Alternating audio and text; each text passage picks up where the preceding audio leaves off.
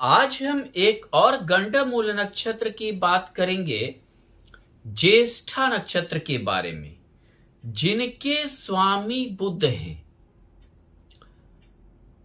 ये वृश्चिक राशि में 16 डिग्री 40 मिनट से लेकर 30 डिग्री तक होता है। मैंने आपको पहले भी 2-3 चीजें बताई हैं। किसी भी गंडमूल नक्षत्र के जो स्वामी हैं, या नहीं तो केतु होते हैं या बुध होते हैं। इनके जो स्वामी हैं वो बुध हैं। कोई भी गंडमूल नक्षत्र जिस किसी राशि में होता है वो 0 डिग्री से लेकर चाहे 13 डिग्री 20 मिनट तक रहेगा या 16 डिग्री 40 मिनट से लेकर 30 डिग्री तक लास्ट रहेगा। उसमें से जो ज्येष्ठा नक्षत्र है ये 16 डिग्री 40 मिनट से 30 मिनट तक लास्ट रहता है। हर नक्षत्र के 4 चरण होते हैं, इनके भी 4 चरण हैं। लेकिन आज हम गंडमूल नक्षत्र के बारे में प्रैक्टिकली बात करने आए हैं। किताबों वाली भाषा नहीं बात करेंगे, प्रैक्टिकली क्या होता है वो बात करते हैं। गंडमूल नक्षत्र में जन्म लेने वाले जातक को जब जिसकी जरूरत पड़ती है वो मदद नहीं मिल पाता है। खासकर इनके जो नक्षत्र स्वामी हैं, जहां बैठेंगे उस चीज को लेकर हमेशा इन्हें दिक्कत फेस करनी पड़ेगी। जैसे मान लीजिए कि आपकी ज्येष्ठा नक्षत्र है, इनके स्वामी बुध हैं और बुध बैठ गया 4th हाउस में, चतुर्थ भाव में। तो जो आप माता से समझिए कि जो आप उपेक्षा रखते हैं वो चीज नहीं मिल पाएगी, या नहीं तो माता का स्वास्थ्य संबंधी दिक्कत हो जाए या कुछ ऐसा माता को बड़ी परेशानी झेलना पड़े, जिसके कारण बहुत ज्यादा आपको माता संबंधी सुख नहीं मिलेगा। 10th भाव में हो गया तो आपको पिता संबंधी नहीं मिलेगा, या नहीं तो पिता का स्वास्थ्य संबंधी कुछ समस्या ऐसा हो गया, या पिता की आर्थिक स्थिति वैसा नहीं रहा जिसके कारण आपको तकलीफ झेलनी पड़ी।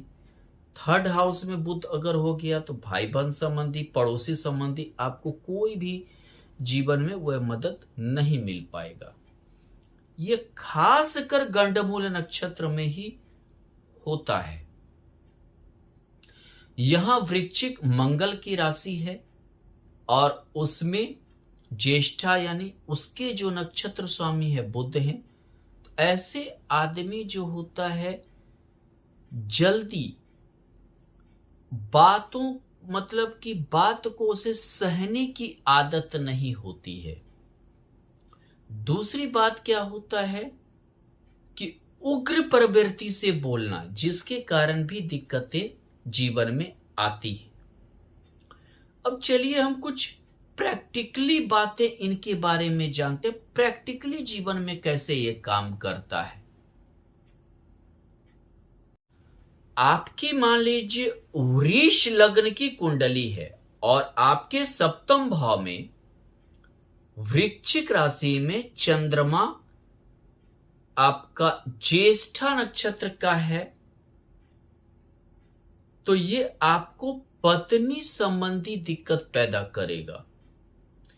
पत्नी संबंधी दिक्कत कहने का अर्थ है कि हो सकता है पत्नी से इतना विवाद हो जाए, जैसे कि मंगल का राशि है, बुध का नक्षत्र स्वामी है, तो इतना मनमुटाव हो जाए, इतना आप बाचाल की तरह ही कर दें कि आपको वैवाहिक जीवन टूटने पर आ जाए, वैवाहिक जीवन बर्बाद होने पर आ जाए। दिक्कत इतना ज्यादा आपको हो जाएगा कि वैवाहिक जीवन ही आपके टूटने की कगार पे आ जाएगा, क्योंकि यहाँ थोड़ा सा बाचाल आदत के कारण आप पत्नी से, अपने जीवन साथी से बाचाल जैसा ही बात करेंगे, अपनी ही बातों को ज्यादा आगे रखेंगे। थोड़ा सा यहाँ पर क्या है कि आप जिसको बोलते कटुभाषी होंगे, और ये आपके वैवाहिक जीवन को बर्बाद करेगा। और यही वृष, अगर देखें कि वृष लग्न की कुंडली है, सप्तम भाव में चंद्रमा ज्येष्ठा नक्षत्र का होकर बैठा है, नक्षत्र स्वामी बुध आपके अगर कुंडली के द्वादश भाव यानी मेष का होकर बैठा है, तो समझिए कि आपकी पत्नी आपके भाषा के कारण, आपके आदत के कारण, आपके कटुभाषी के कारण आपको छोड़कर चली जाएगी। द्वादश यानी विदा हो जाना, आपको छोड़कर चली जाएगी, यानी कि आपके साथ नहीं रहना चाहेगी। आपके व्यवहार के कारण आपके इतनी ज्यादा मतभेद हो जाएंगे कि आपके नहीं रहना चाहेगी। इसी प्रकार एक और हम कुंडली लेते हैं। अगर आपका सिंह लग्न की कुंडली है और आपके चतुर्थ भाव में चंद्रमा ज्येष्ठा नक्षत्र का होकर स्थित है, तो समझिए आपको माता के सुख से वंचित करेगा, आपको अपना संपत्ति आप नहीं बना पाएंगे। समझिए कि आपको संपत्ति विहीन कर देगा, यानी आप जब घर द्वार बनाना भी चाहेंगे, कोई ऐसा विडंबना आएगा कि आप वो चीज नहीं बना पाएंगे, अचल संपत्ति आप अपना तैयार नहीं कर पाएंगे। माता से भी आपको जो है वैसा कोई सहयोग नहीं मिल पाएगा जीवन में, माता संबंधी कष्ट आपको रहेगा। अगर यही सिंह लग्न की कुंडली है आपकी और चतुर्थ भाव में चंद्रमा ज्येष्ठा नक्षत्र बुध के नक्षत्र का होकर बैठा है, और बुध आपके कुंडली में मान लीजिए कि दसम भाव में स्थित है, नक्षत्र स्वामी ज्येष्ठा नक्षत्र का, आप लाख मेहनत कर लें, कार्य कर लें, कुछ भी कर लें, लेकिन संपत्ति अर्जित आपकी कभी नहीं हो पाएगी।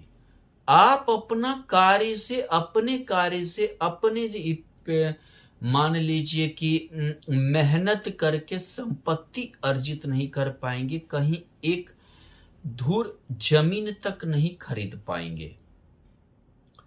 निजी जिंदगी और सार्वजनिक जिंदगी जो होता है वो आपका बिल्कुल समझ में ही नहीं आएगा। बहुत ज्यादा मेहनत करने के बावजूद भी बहुत कम आपको प्राप्ति होगी, बहुत कम आप जो है मतलब समझिए पैसा कमा पाएंगे, बहुत कम आपको प्राप्ति होगी। निजी सुख को आप नहीं बढ़ा पाएंगे अपना, आप हमेशा निजी सुख के प्रति जो है, जो निजी सुख महत्वाकांक्षा इच्छा, उस चीज को नहीं बढ़ा पाएंगे। हमेशा ये चीज की दिक्कत में आप झेलते रह जाएंगे। ये एक्चुअली गंडमूल नक्षत्र करता है। ये मैंने दोनों उदाहरण ज्येष्ठा नक्षत्र के बारे में दिया है। धन्यवाद।